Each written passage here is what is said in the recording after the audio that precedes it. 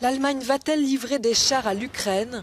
Le ministre de la Défense britannique demande à Berlin de fournir à Kiev des Léopard 2. Londres confirme l'envoi de 14 chars dans les prochaines semaines. C'est le premier pays occidental à le faire.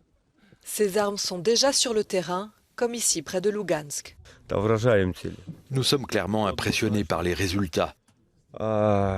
Je ne veux pas fanfaronner, mais nous avons frappé des cibles importantes, y compris l'infanterie ennemie. Tout va bien, on fait notre travail. Le président ukrainien remercie la Grande-Bretagne pour son engagement. Volodymyr Zelensky met en garde contre le passage à une nouvelle phase de la guerre.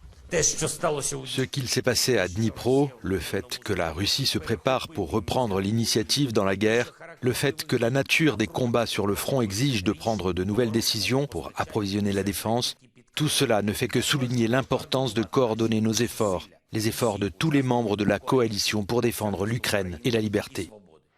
Une centaine de soldats ukrainiens est arrivée à Fort Sill, dans l'Oklahoma, aux États-Unis.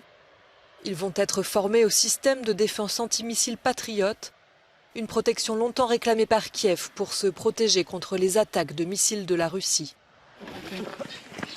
Les combats sont toujours très intenses autour de la ville de Soledar, à l'est.